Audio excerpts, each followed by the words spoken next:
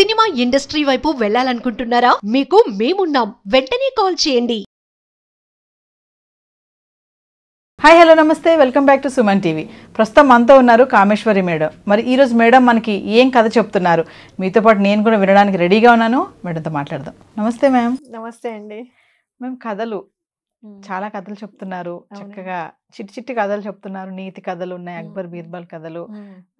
మనం పోయిన వారం చెప్పుకున్నాం 7 చేపల కథ. అనగనగా ఒక రాజు కథ అనగానే ముందు అది స్టార్ట్ చేస్తారు, అనగనగా అనేసి. సో ఈ రోజు మాకేం కథ చెప్తున్నారు? అనగనగనగా ఒక చిన్న అడవి. ప్రతి గ్రామానికి దగ్గరలో అడవులు ఉంటాయి, చిన్న చిన్న అడవులు. అంటే పెద్ద కీకారణ్యాలు ఏం కాదు అవన్నీ, చిన్న చిన్న అడవులు ఉంటాయి. అక్కడ పక్షులు, చిన్న చిన్న జంతువులు తిరుగుతూ ఉంటాయి అన్నమాట. ఒక్కోసారి ఒక గ్రామం నుంచి ఇంకొక గ్రామానికి వెళ్ళాలి అంటే కూడా మధ్య మార్గం అడవులు వస్తుంటాయి. అలాంటిది ఒక చిన్న అడవి ఈరోజు మన కథలో. ఆ అడవిలో ఒక చెట్టు మీద, ఒక చెట్టును నివాసంగా చేసుకొని చాలా రామచిలుకలన్నీ నివాసం ఉంటాయి. అదే అడవిలో ఒకరోజు వేటగాడు వస్తాడు. వేటగాడు వచ్చి ఆ రామచిలుకలు ఉండే చెట్టు కింద వల పన్నుతాడు. వల పన్ని దాంట్లో ధాన్యం అంతా చల్లుతాడనమాట. ధాన్యం చల్లి వాడు వెళ్ళి చెట్టు చాటున దాచుకుంటాడు. ఎందుకు దాక్కుంటాడు? మనం అక్కడే ఉంటే ఏవి వచ్చి పడవు అక్కడ, అవి తెలివైనవి కదా జంతువులు, మనుషులుంటే రావు దగ్గరికి. వాడు వెళ్ళి దాక్కుంటాడు. దాక్కోగానే ఆ చెట్టు మీద ఉన్న రామచిలుకలన్నీ ఆ ధాన్యాన్ని చూడగానే వచ్చి వలలో వాళ్తాయి, వలలో చిక్కుకుంటాయి. చిక్కుకోగానే వీడికి సంతోషం అయిపోతుంది. అబ్బా ఈరోజు నాకు ఎన్ని చిలుకలు దొరికాయి అని చాలా ఆనందంగా వచ్చేస్తాడు అక్కడికి. ఇంతలో వెనకల నుంచి ఒక ముని వస్తూ ఉంటాడనమాట. ఆయన చూస్తాడు ఇదంతా.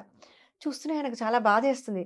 అయ్యో పాపం ఇన్ని రామచిలుకలు దొరికాయే వీడికి, అన్నిటినీ చంపేస్తాడు కదా అని వచ్చి ఆ వేటగాడిని రిక్వెస్ట్ చేసుకుంటాడు.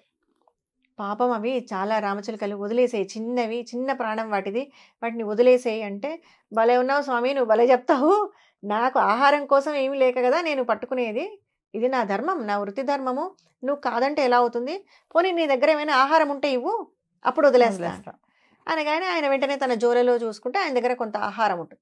ఇదిగో బాబు ఈరోజు ఈ ఆహారం తిని నీ ఆకలి తీర్చుకో అని చాలా ప్రాధేయపడతాడు. వాడికి కూడా పాపం ఆయన అంత పెద్ద ఆయన రిక్వెస్ట్ చేస్తున్నాడే ఆ ముని అని చెప్పి, సరేలే స్వామి ఈరోజు నువ్వు అడిగినావు కదా వదిలేస్తాలే అని రామచిలుకలన్నింటినీ వదిలేస్తాడు. అవి ఎగురుకుంటూ మళ్ళీ చెట్టు మీద వెళ్ళి కూర్చుంటాయి. ఈ వేటగాడు ఆహారం తీసుకొని వెళ్ళిపోతాడు. వెళ్ళిపోగానే ఈ ముని ఆ చెట్టు దగ్గరికి వెళ్ళి రామచిలుకలతో మాట్లాడతాడు. ఆ రామచిలుకలకు నేను మీకు ఒక పాఠం చెప్తాను వినండి అని చెప్పి, వేటగాడు వస్తాడు, వల పన్నుతాడు, ధాన్యం చల్లుతాడు, మీరెవరూ కిందికి దిగి రాకండి, దిగితే వలలో చిక్కుకుంటారు అని చెప్తాడు. ఈ 4 పాయింట్స్ చెప్తాడు. అనగానే ఓకే చిలుకలన్నీ వింటాయి. ఇంకా అంటే అవి అప్పుడు రిపీట్ చేయవు, ఇంకా అవి నేర్చుకున్నాయని చెప్పి ఆ ముని వెళ్ళిపోతాడు. ఒక వారం రోజుల కల్లా వీడు మళ్ళీ వస్తాడు వేటగాడు. ఆ రోజు అంటే ఈ స్వామి వచ్చి తప్పిచ్చేశాడు, ఇంకా ఈరోజు ఎవరు లేరు, మళ్ళీ రామచిలుకల్ని పట్టుకుందామని మళ్ళీ వల పన్నుతాడు. వల పన్నగానే ఇంతలోనే రామచిలుకలన్నీ అరవడం మొదలు పెడతాయి.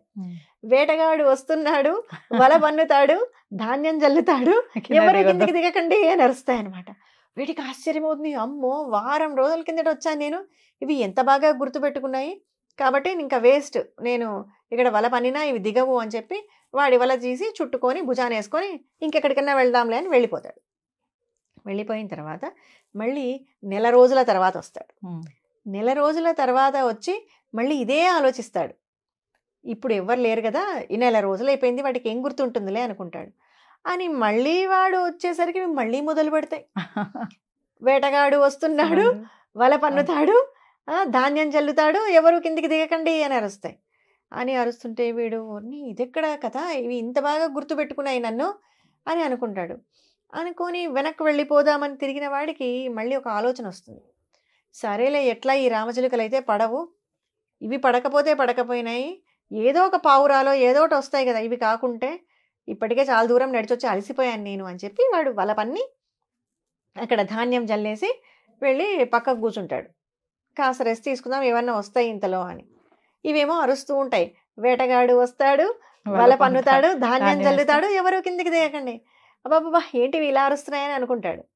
కాసేపు అయిన తర్వాత వాడికి ఏదో అలికిడి అవుతుంది. తిరిగి చూసేసరికి రామచిలుకలు అన్నీ వచ్చి ఆ వలలో ఇరుక్కుంటాయి. వాడికి ఆహా పండగ ఏమిటిది అనుకుంటాడు.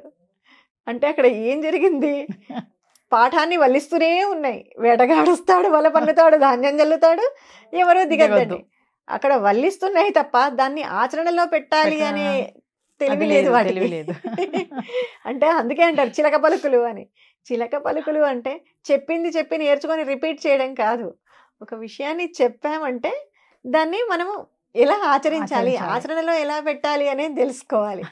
అవి తెలియకుండా ఆ చిలుకలన్నీ, రామచిలుకలన్నీ కూడా అదే చెప్పుకుంటూ ఆయన చెప్పిన విషయాన్ని రిపీట్ చేసుకుంటూ వచ్చి వాడి వలలో ఇరుక్కుపోయి ఎవరు కాపాడగలరు? చెప్పిన విషయాన్ని అర్థం చేసుకుంటే కాపాడతారు ఎవరైనా. అంటే ఇలాగే ఉంటుందన్నమాట. సో రామచిలుకలు నేర్వని పాఠం అన్నమాట ఇది. అవి నేర్చుకోలేదు సరిగ్గా పాఠం. అంటే బైహార్ట్ చేసాయి. బైహార్ట్ చేస్తే రాదు పాఠం. దాన్ని అర్థం చేసుకొని దాన్ని మనం ఆచరణలో పెట్టాలి. అది కరెక్ట్ పాఠం.